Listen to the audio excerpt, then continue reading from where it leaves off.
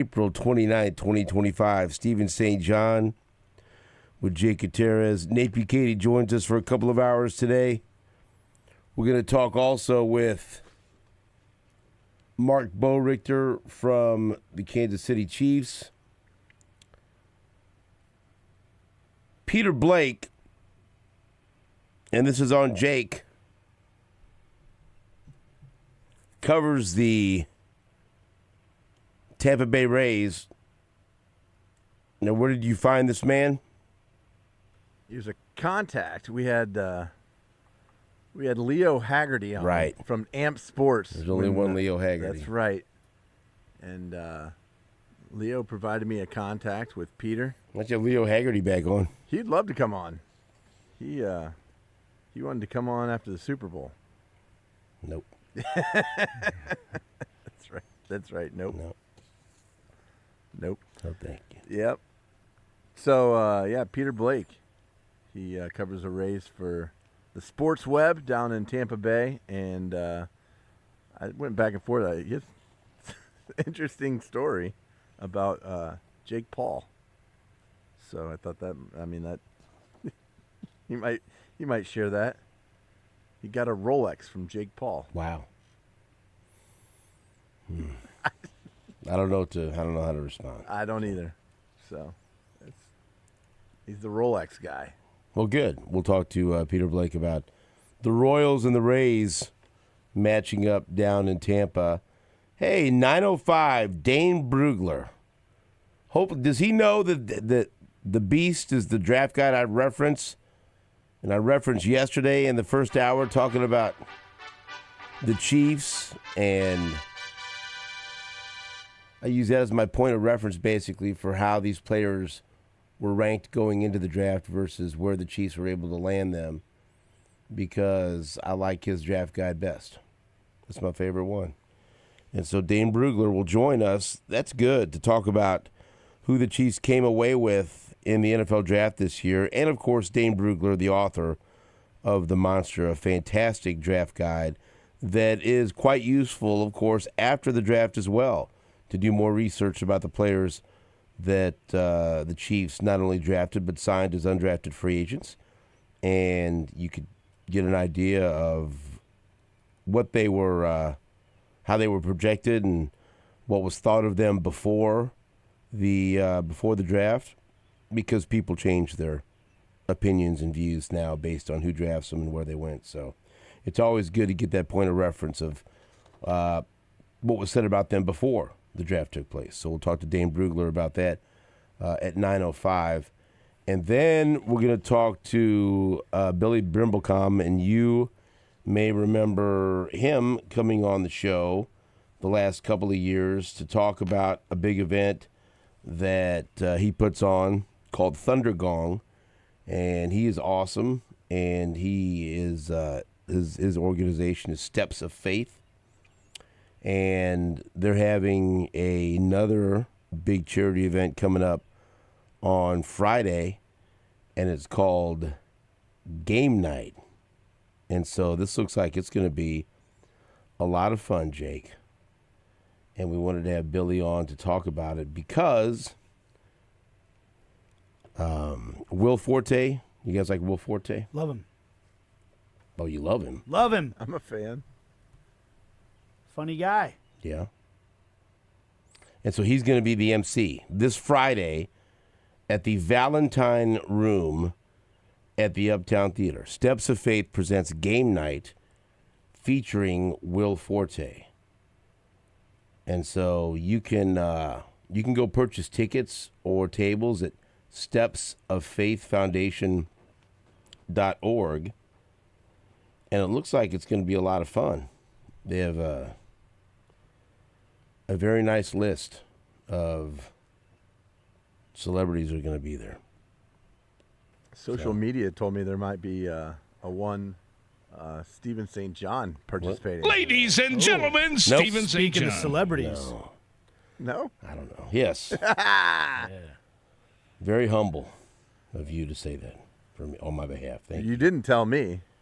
Yeah, I did. Didn't I? No, I didn't tell you, did I? No, I just saw it on social media. Oh, like, did you? Wow, that's pretty awesome. I should have told you. What are you going to be doing? I don't know. Find out. Find out from Billy. So it's gonna be like, well, see, that's why we're gonna have him on to talk about it and why they're having this. Join host Will Forte for an exciting new fundraiser supporting amputees in need. Enjoy an intimate night of fun-filled twists on classic games, audience participation, and the chance for sponsors to team up with Will and other notable guests to compete, all for a great cause. So, like, there they show Will Forte. Put that on camera. Is that good? Okay. And then George Karlaftis. Ooh, Karlaftis getting in there. Ooh, Daniel Shallowy, a.k.a. the Hungarian Assassin. Johnny Dare. Oh, cool. How about that? Our friend Lindsay Shively. She's involved in it. There you go, Jake. Is that what you wanted? Oh, yeah. Is that what you were asking for? Double pistols. Yeah. Yeah. What's wrong with that? I like that. It's great. So, yeah, I'm very excited to be a part of that. And so that's going to be a wild night on Friday in this town because you're going to have two St. John's on stage at two different places because Richie and Dolowite are playing at the Grinders at Crossroads. So he'll be on the big stage there. And well, of course I would have been there, but I talked to Richie about a month ago when Billy asked me to be a part of his event. I said, I have a chance to do this event at Uptown Theater and be on there with Will Forte and George Karlaftis. And so that, I mean, I might have to miss your show down at Grinders. And he said, dude, I'd be mad at you if you turn that down. I said, yeah, and they may never ask me again. It's for a great cause and everything else, so I want to do this. And then we decided, you know what? It's pretty cool that I'll be on one stage in one great venue, the Valentine Room at Uptown Theater, and he'll be on stage at another great venue, Grinders, down the Crossroads on the same night. So that'll be pretty cool. St. John Takeover. Yeah. That's right. St. John Takeover night, Friday night in Kansas City. Let's go. If there's a stage, there's a St. John on it Friday night. Oh, yeah. Oh, that's right. You're exactly right. Not just Friday night and Sunday night and Saturday night. Well, and then, yeah, we got to make sure that I got to get everything right for that because Julia is it's a conference championship track meet, and so I'll be going from one spot to the next. But she's all fired up, so but that's in Maryville. So, man, I just got to put two and two together there because they just announced the schedule yesterday. So I think that starts at 2 or 3, but I think it'll work out well. We'll work it all out with Billy when he gets here later on. All right, and we mentioned the Royals; they were off, but they'll be back in action against Tampa, and hopefully this successful homestand that they had will push them to have some more success, a little more success on the road, as opposed to the last time they were away from Kauffman Stadium, and it was not good. It was a 2-8 road trip, and so they get started tonight against Tampa with Michael Lorenzen on the mound, and like Jake said, we'll talk to Peter Blake about that a little bit later. And I'll tell you this. One guy that is taking his opportunity, and we mentioned this a little bit yesterday with Scott Carroll, and if you go to Royals.com, Jackson Stone wrote about this, and this story was excerpted from Annie Rogers' Royals Beat newsletter.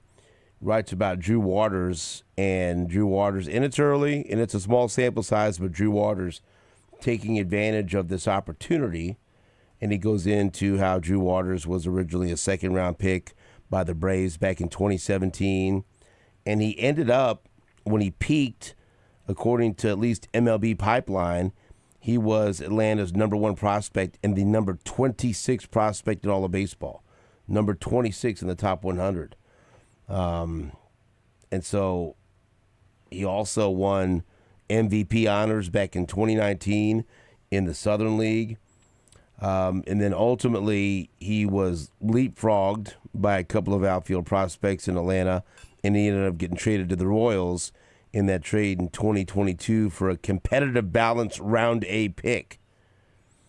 And, you know, when he came here, there was some pretty reasonable, there were some pretty decent expectations. I don't think anyone was, it wasn't crazy like we go crazy for, like we went crazy for Bobby or like Vinny when he was coming up and raking, or now with Jack Caglione and guys like that. But I think people had hoped that the Royals had found something, at least found a starting outfielder when they acquired him. But it hasn't happened yet. And he's been up and down. He's had a couple of opportunities to establish himself at the major league level. But again, I'll remind you, all of this, right? He's still only 26 years old. And he's had quite a journey in the minors and with a couple of opportunities in the major leagues. And he was in the running for a roster spot out of spring, didn't make it, goes down, ends up being the player of the week down in AAA. And MJ Melendez is struggling at the major league level. By the way, go look at his numbers at AAA. Somehow MJ's numbers at AAA are worse than they were with the Royals. Jake just looked at me like I'm crazy. Go look them up. If they're not worse, they're just right about the same, which is like mind-boggling, but I digress. And so when Mark Canha goes on the IL a couple of weeks ago, then he gets the call, gets called up, and he's doing all right, but it doesn't look like he's doing anything that's going to force the Royals' hand to keep him when Canha comes off the IL. But Melendez, again, was performing so bad, and the Royals maybe saw something in Drew Waters, saw something in his approach that wasn't quite leading to results, but felt like, you know what, he's got a better chance at doing something than MJ Melendez. When Canha came back, Melendez was the one that was sent down. And some people thought Drew Waters was going to be sent back down because if you remember, Melendez was coming off hitting that home run in New York and ended the game with that hit he was robbed of a hit that could have tied the game by a nice catch out in the outfield by Bellinger. And so you thought, okay, well, did that home run buy MJ some more time? Did that near hit in a clutch situation buy him some more time? And it didn't, because they had already made the decision. And so he goes down, and then Drew Waters, I think, and look, when we talked to Scott Sharp about this, he agreed with this hot take that when Canha came back and it was Melendez that went down, it kind of took some pressure off Drew Waters. And he said, okay, I'm here for a while. I'm not the one that got sent down. Now I've got a chance maybe to go out there and just relax and do something. And since then, it's been pretty damn good. And so he's been hot, and he's been taking advantage of the opportunity. I don't know how it's going to last, how long it's going to last. But I hope he plays well enough to keep that spot. I mean, he's hitting 280 with an 801 OPS. And like I said yesterday, if he's anywhere close to an 800 OPS, I mean, anywhere within range of an 800 OPS, he ain't going anywhere.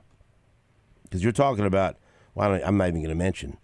Go look at the numbers. Go look at the OPSs for MJ Melendez when he was up here, or for Hunter Renfroe.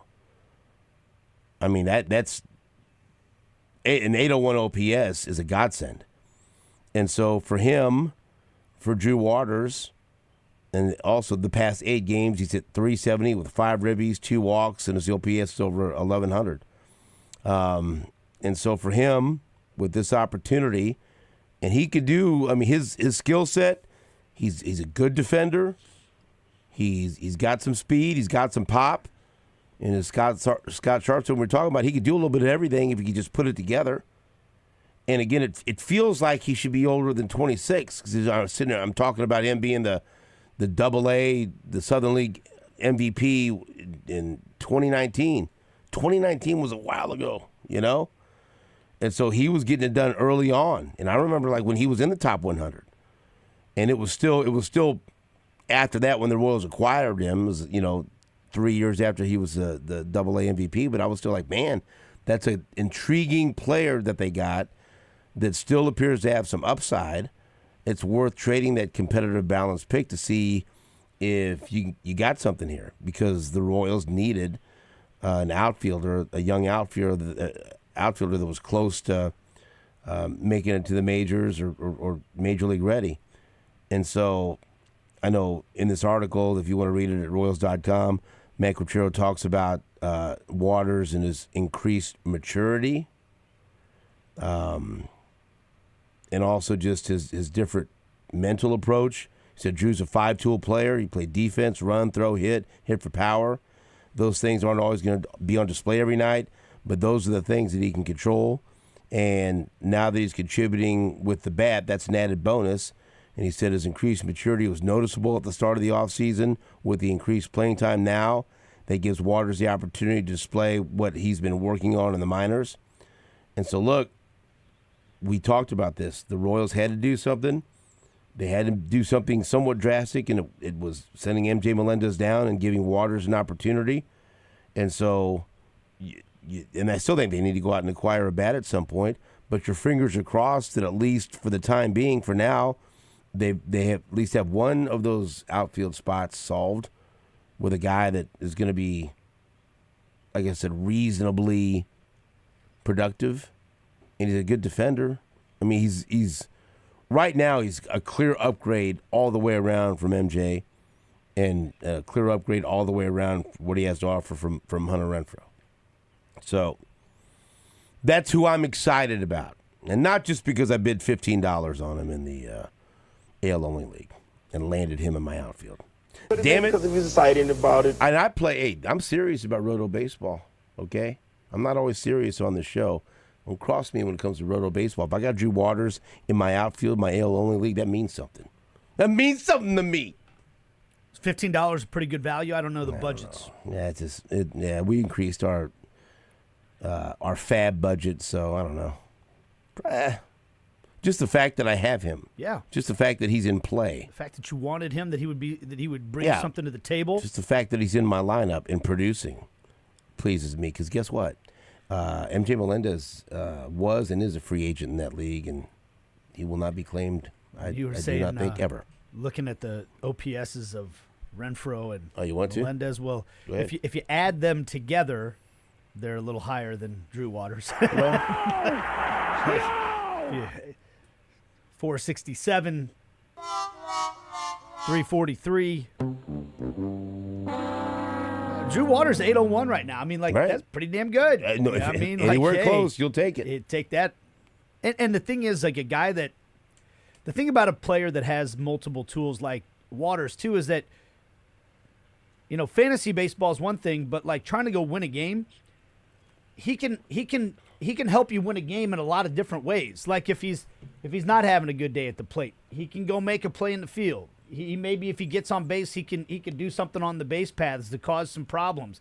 There's multiple ways he can help you win a game, and he's just not an automatic out. That's one of them. That's a big, not automatic strikeout. Like he'll put the ball in play too. Like, you look at Melendez too. It's just like 20 strikeouts and 47 at bats.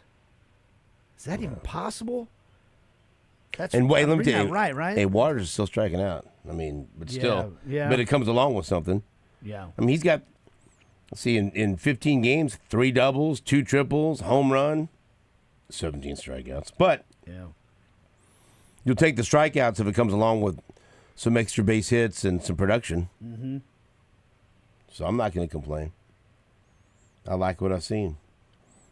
And so hopefully he can continue to produce at a level that keeps him in the lineup. That's one less hole in that lineup. Well, yeah, and they need it. They need every bit of offense they can get. And as we talked about yesterday, this rotation's been good. The 4th best ERA as far as starting rotations in the league. and leading the league as far as innings pitched from your rotation.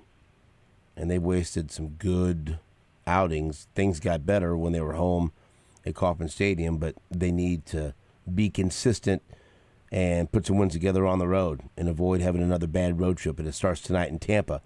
We'll take a break. When we come back, we'll talk some more about the NFL draft. I got a lot of Shedeur Sanders takes. I was told, Steven, that Jake wanted those. Oh, yeah. All of them. He'd like to hear. Yeah, okay. I want them all. He'd like to hear some. Got 'em I'd for like you, I'd buddy. like to debate that a little more. I'm here for you. Let's dig into that one. We're going to talk, we're going to hear from Ryan Nutt, who's the director of player personnel and college scouting for the Kansas City Chiefs. He had a Zoom call yesterday where he talked about everybody. He was good. That was an excellent listen. He talked about all the players that the Chiefs drafted. And if you're just a draft nut, or if you love the Chiefs, well, that was a tough nut to swallow. Right. Or if you're just a Ryan nut, then I mean, he literally is a draft he's nut. a football nut. And so it was a good listen to hear him talk about the different prospects and why the Chiefs liked him, why the Chiefs drafted him. So we'll listen to some clips from Ryan Nutt coming up after this on Sports Radio 810 WHB.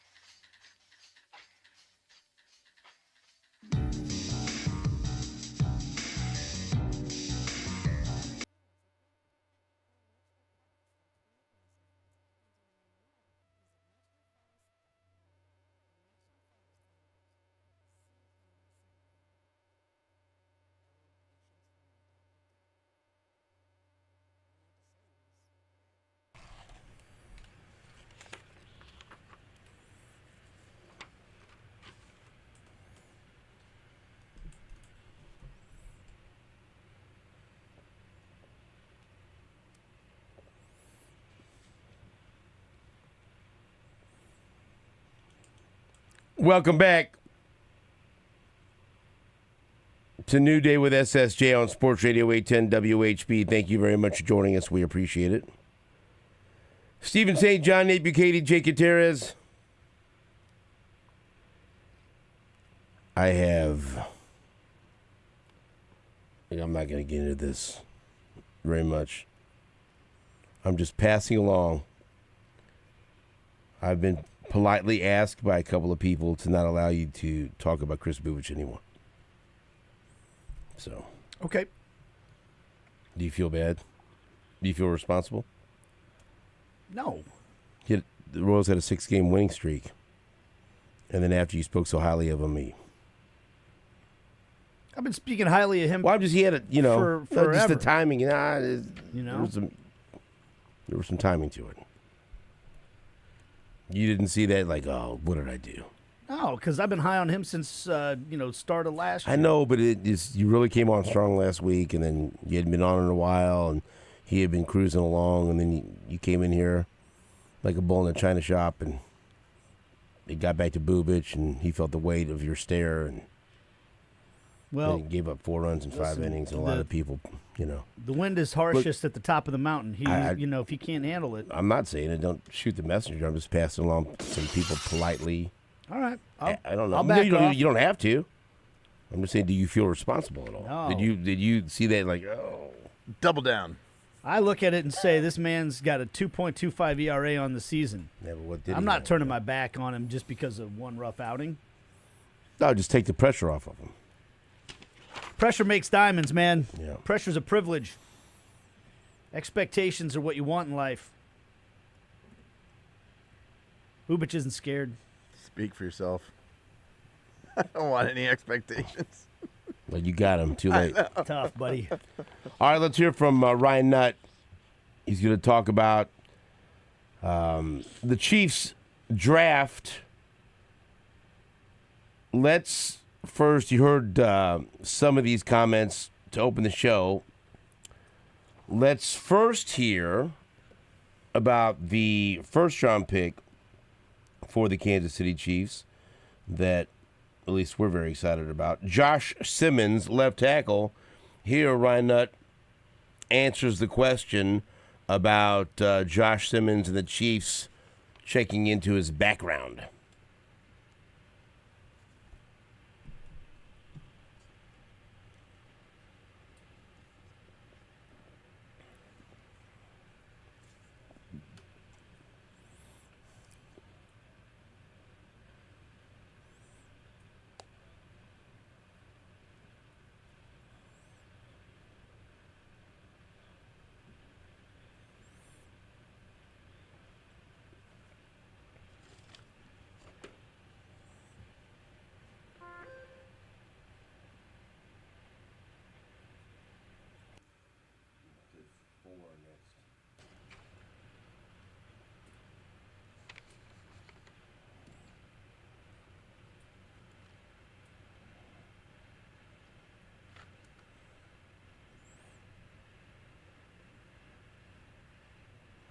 Big Ten, these Power Five, huge programs. They're run like NFL. They have huge expectations and demands, and some of these other programs just aren't. They don't have the money or the resources to match that. So I think once he got to Ohio State, it took a little time, but 2024, his character was fine. We had no issue with the kid's background, anything like that. He works hard. He's in the building, doesn't do a lot off the field. So we weren't too concerned about that. All right, let's hear what Ryan Nutt has to say when he was asked what's unique about Josh Simmons. All right, so I say Simmons first, his feet and just his balance. Like I said before, his set and how he looks, and he's a good run blocker. But the pass stuff is, this is a pass league, and Coach Reed is a passing coach for the most part. What he looked there in terms of what he could show was impressive and exciting. All right, here's another clip on Josh Simmons when Ryan Nutt was asked what they saw when they watched his tape. Josh is physically, he is elite. I mean, he is big, he's strong, his feet jump off the tape. When you put this tape on, his set is as pretty as it looks now in terms of offensive line pass setting. He got better every year. His first year at Ohio State, he flipped to left side, and now from the right side the year prior. And I think it just took him a little time to adjust to just everything, like a new playbook, a new surrounding, a new position, essentially. It's not as easy as people think going from the right side to the left side. There is a big difference, and sometimes it just takes people a little longer. And I think that was the case with Josh.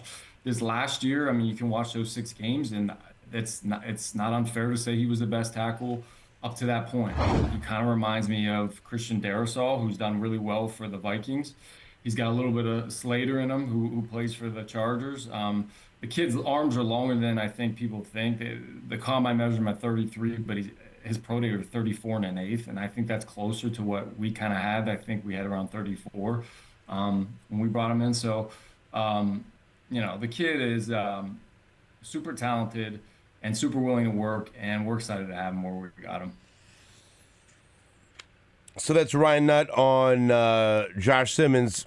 Here's this is some interesting stuff here. If you recall, there was somewhat of a controversy about some of the measurements that were conducted at the combine and them not matching up with what was measured at the pro day. For example, Josh Simmons, I think, had 33-inch arms at the combine, and then they grew to 34 inches at pro day, and that was not unique to Josh Simmons. Several offensive linemen, measured a little bit shorter at the combine. And so, sounds like next time my wife questions me, I need to go have my own pro day and remeasure myself. That's right. So, maybe that could help. Probably not. Adds a couple inches. Measurements are wrong. This is the combine. This is stupid. I'll have a pro day. What's wrong with me? You got an appetite? I got a hot steaming Winnie here for you. Let's hear Ryan Nutt when he was asked about why combine measurements didn't match up with pro days. We actually had our analytics guy look at this, and this was an outlier year. These arms were substantially shorter. I think it was 3/8 of an inch on average. Every player was shorter from the combine to the pro day, and that's what we look at. Okay, is it one or two players, or is there a theme here? And it was pretty consistent, and that's not on. It's just, listen, every year the combine has scouts that that they ask to help out, and I think they changed the arm length, the person measuring arm length, and it was just that person doing it this year. Now, if it can be consistent, all we want is consistency, right? So if it's again next year a little shorter and a little shorter and a little shorter, that's fine as long as it's consistent throughout years.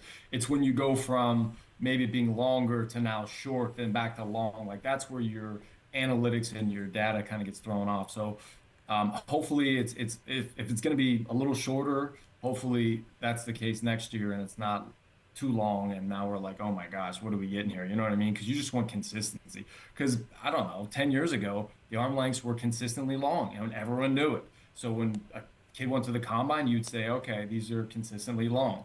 But there's so many players that get measured there, and it's 350 players, that you have like a pool there that if it's consistently long every year, it's so many players getting their arms measured that you just kind of keep it instead of picking and choosing which arm length you're going to use. You know what I mean? Sounds like somebody won't be asked back next year to measure arm length at the combine, I'm going to guess. Sounds like someone maybe didn't do their job correctly. Yeah, a new guy measuring arms, and they were all short. It's like, okay. Hopefully he's not measuring them for sport coats. Right. So, like, what's wrong with this guy? Like, what did he do? What did he do? Is he cockeyed? I mean, what is he? Maybe he was like measuring it to a different spot on the arm. I don't know, like how far down do they go when they start at the shoulder? I assume do they go all the way down to the tip of your middle you finger? You would think they would go over that because it's kind of important. Yeah. And then they would know. 10 inches. Right. This guy's measuring sport coats. It'd be a bunch of football players, sleeves that stop at the middle of their forearm or something. I guess. I don't know. My guess is there's probably some people better for the job now. Because he wasn't just Josh Simmons. He just effed that up across the board. But hey, You know what? That's pretty good. You can try to improve upon a lot of things from the combine to your pro day. It's not often that you can grow your arms. Right. Like that helped, your draft status. You get longer. So, good for Josh Simmons. The Chiefs did trade down and still acquired Josh Simmons. They traded back one spot with the Eagles and picked up a 5th-round pick. We'll play number 3, Jake, because Nutt was asked about the process for trading down, trading up, trading in the draft. Yeah, so the first thing is Chris Shea and Mark Richards do a great job. They created an electronic, essentially, we don't, like Brett still uses the trade chart, but most of us use an electronic one where we can click our pick, click their pick, and it'll tell you, hey, here's the difference in value. So for us on the phones, you can kind of get the conversation going without checking on Chris Shea or Brett Veach, because you'll have an idea of where this trade is and what you'd be willing to offer. But Brett will, all of us know different personnel people on different teams. Some of us closer than others. So Brett will say, hey, Ryan, can you reach out to Atlanta? Or Ryan, can you reach out to Cincinnati? Some of the, certain teams. Or hey, can somebody reach out to New England? And then somebody that's been in contact with New England prior will then hit the person up there in contact with and say, hey, Brett wants to trade up or he wants to trade back. So it's really the relationships you have is the quickest way to get the information. Or Chris Shea could just hit up their cap guy and say, hey, we want to come up and this is what we're willing to offer. You know what I mean? But it's a pretty calm process. The first 2 rounds, Chris Shea will actually do like a cheat sheet menu and say, hey, if we want to go here, this is what we'd probably willing to give up. If we want to go back, we'd be willing to give this up. So that's the first 2 rounds when you have time to plan it out. Obviously, the last day, it's a little more hectic, and you're kind of flying the seat of your pants, and when teams are calling, you're adjusting. But it's all hands on deck. Every executive that's in there is helping Brett out and getting information and getting it back to him. How badly do you want get your hands on this electronic draft trade chart that the Chiefs use, Jake? I just want to know if they're ever hiring. Would you like to have that though? If I could get that for you, would you like that? Like that? That'd be a dream job. Just going over right. the values of trades. That'd be. We got right there. If we want to move up here, here's what it's going to take, guys. Yeah, that's what my chart tells me. Yeah, yeah.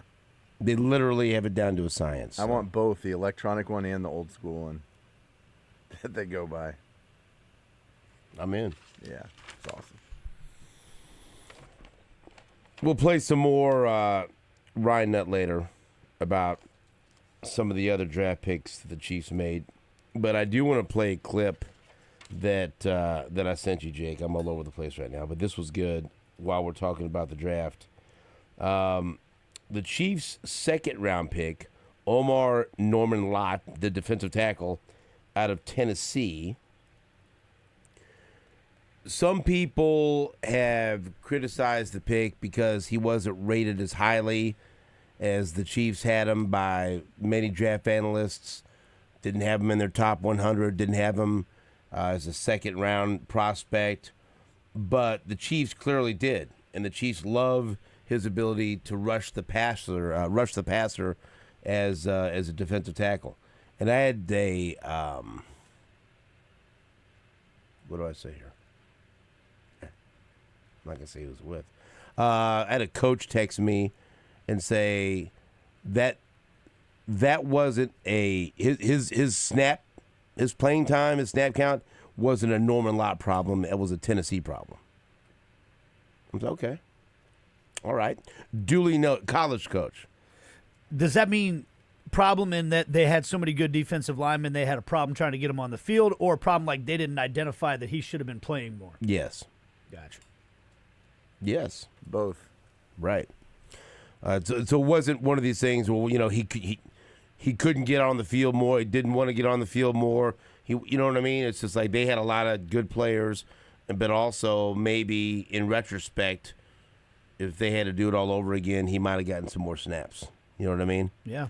And so saw this clip on the interwebs from Pro Football Focus College, Trevor Sikkema, talking about Omar Norman Lott and what he thinks of him as a defensive tackle prospect coming out of this draft. You got that, Jake? Thank you.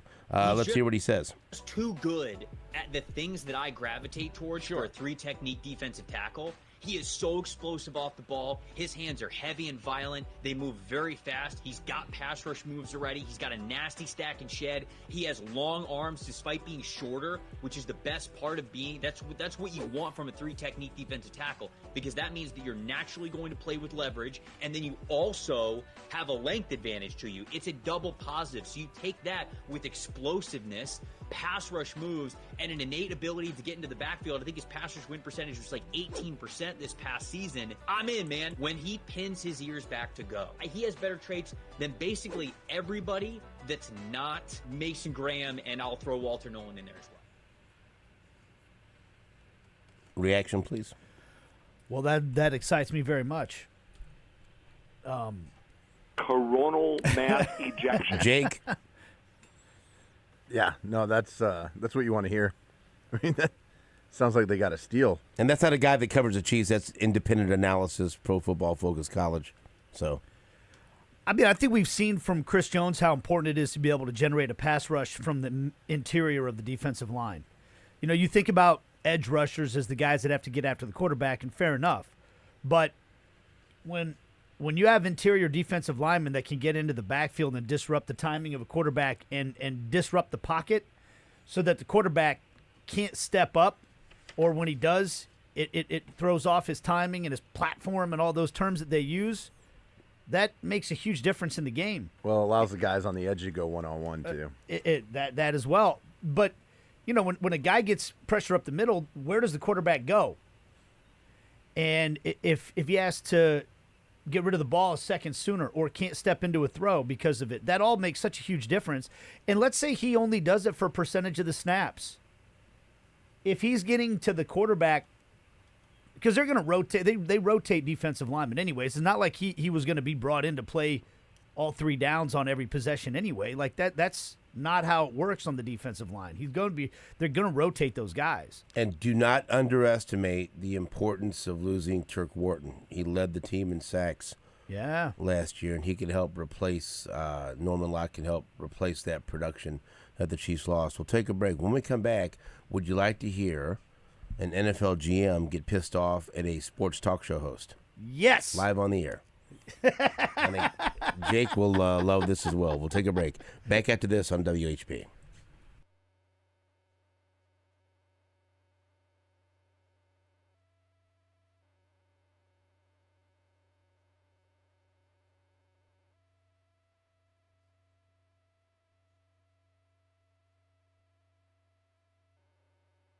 What's up, Kansas City? Jake Gutierrez here, and I'm going to tell you about one of the best decisions I've made in a long, long time. You know, if you listen on Thursdays at 8, you hear Sherman Dieter. They call me the Iceman. Well, it's because I love getting in my ice tub. Well, now I've stepped up my game, and I have an Arctic ice plunge, and I got it from Pro-Built Pool and Patio. That's right. No more lugging around ice and filling up my feed tank.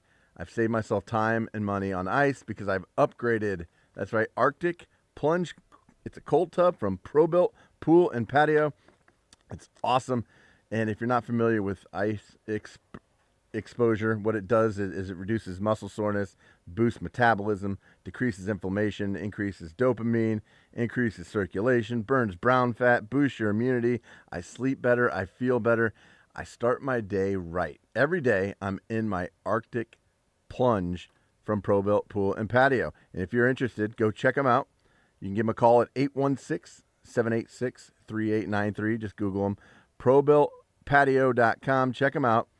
They also you can also get expert advice there on creating your dream outdoor oasis. They have deals on select fiberglass pools, pool houses, sunrooms, grills. It's awesome. Check out the showroom, hot tubs, swim spas, and more, including, like I told you, cold plunges. That's where I got mine. Give them a call, 816-786-3893. Ask them for the Iceman special. They're hooking you up. And tell them Jake Gutierrez sent you. Check them out online, ProBuiltPatio.com. Or you can go see them, 4708 Northwest Gateway Avenue over in Riverside, Missouri. Look for the palm trees, and remember to tell them that Jake Gutierrez sent you.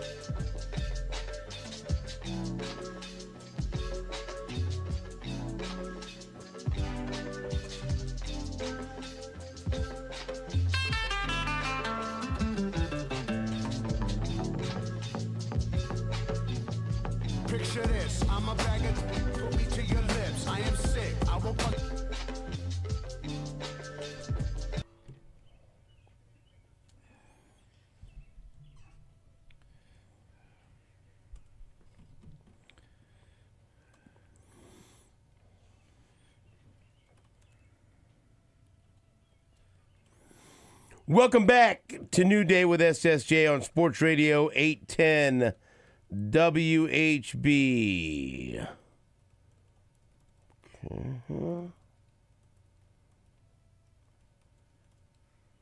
All right, Jake. Julia will be in the long jump, the 100, and the 4x100. 4x1 at the conference championship meet. Awesome. And the 200. 4 events. Boy. 200. Yeah, she did well in the 200 last week. She finished second in her heat. Get after it. And she had was a personal best. And so I'll be there as long as humanly possible until I race off to a game night with Will Forte. You just got the list. Okay, let's go. Now, without further ado, we will play this clip. This is Buffalo Bills GM Brandon Beane. Play the second one. It's a little bit longer. It's about 2 minutes. This is Brandon Beane on WGR 550 in Buffalo. And, well, there's no need to set this up. We'll just go ahead and play it. Here's Brandon Beane on Buffalo Sports Talk. I was just listening to the last few minutes of your show before I came on, waiting on here. All right. Sounds like 2018 all over with you guys. Well, how so? Well, you guys were bitching in 2018 about Josh Allen. You guys wanted Josh Rosen, and now you guys are bitching that we don't have a receiver. I don't get it. Like, we just hold on, let me talk. We just scored 30 points in a row for 8 straight games. A year ago, I get you guys asking why we didn't have receivers, but I don't understand it now. You just saw us lead the league in points when you add all the postseason. No one scored more points than the Buffalo Bills, including the Super Bowl champions. So you just saw us do it without Stephon Diggs, same group. How is this group not better than last year's group? Our job is to score points and win games. Where do we need to get better? Defense. We did that. So I get it. You got to have a show, and you got to have something to bitch about. But bitching about wide receiver is one of the dumbest arguments I've heard. Okay. I mean, I wish you'd listened to the 2 hours and 25 minutes before that, because there's plenty of things we do like about your draft, and I find it curious the energy you're coming at us with, but I mean that's your choice. I get it. I'm just like, let's be realistic. Our job is not to have. It's not fantasy football, like to trot out the best receivers. You got Josh Allen. First thing you got to do is protect him. You can't have everything. You can't have Pro Bowl wide receivers and have a Pro Bowl offensive line and an All-Pro quarterback and 3 great running backs. Like you gotta pick. Sure, I'd love to play fantasy football, but there's one football, Jeremy. There's one ball. You can't give it to but so many people. So that's where I'm like, I don't understand this narrative. I felt it a little bit from a couple of the reporters and the thing. Like, our job is to score points. It doesn't matter what receivers, what quarterback, what. If you score points at the level we scored, that is winning football. Here's what I hear. I hear a general manager that is under pressure to make it to the Super Bowl with his elite quarterback, and he has yet to do that. And I don't know what the expectations are for Buffalo fans, and if they're happy making it to the playoffs and losing and not getting to the Super Bowl. But that sounded like a guy that is feeling some pressure, like, I've got Josh Allen. We scored 30 points every game. Well, Mr. GM, you scored 29 in the AFC Championship game. That wasn't quite enough. Not quite enough. Not quite enough. So, am I wrong? I mean, hey, look, he can say whatever he wants, but he's on there talking about how they criticize me. I kind of feel that from some of the other reporters. Like, I mean, I want to know, like, he was like, I wish you would have listened to the first 2.5 hours of the show. Right. Because, like, what if they just spent the whole 2 hours of the show talking about how good the draft was, and then one thing they gripe about this guy? Maybe. According to that guy, he did. Yeah. Well, know your audience. You know you got the GM coming on. Hey, Veach, if you're listening, I think you're doing a great job. Yeah. Hell of a job. Keep it up, Veach. Keep going to the Super Bowl. You think I'm wrong though? Don't you think there's pressure massive in that amount. organization to Massive get to the amount. Super Bowl? Like, we got Josh Allen. You heard him talking about Josh Allen and how great the offense is. Oh yeah. Well, get to the Can't Super have Bowl all then. pros everywhere. Yeah, get to the Super Bowl then. Right. I kind of find it refreshing that there's a GM that's admitting that he listens to talk radio, though. I don't listen to that. I don't listen. They all do. I mean, he's feeling it. They got to get to the Super Bowl. I just Him wish and he would have McDermott said, both are feeling it. you guys think if I got a wide receiver, I can beat Mahomes? We can't beat Mahomes. There's no way. It doesn't matter. Why do you think I drafted a corner in the Can first you round? imagine It's all pointless. Can you imagine one of those if one of those guys would have said, "Well, if you would if you would have scored 30 in the AFC Championship game, right?" Maybe if you quit trading with the Chiefs. Yeah. Chiefs got a wide receiver last year. How'd they get him? Quit trading with the Chiefs, you dumbass. Thought you guys would enjoy that. Oh, that's great. The pressure is real. We'll take a break. Back after this on WHP.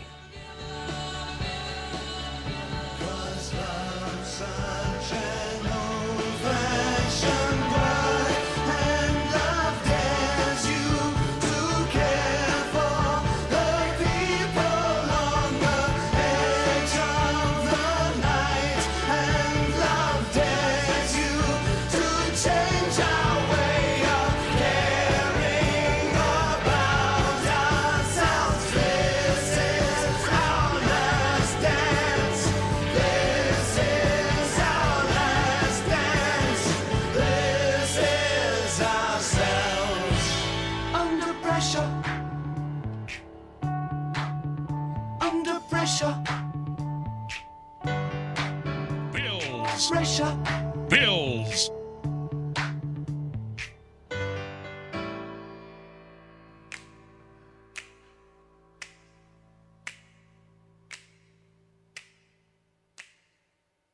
Bills.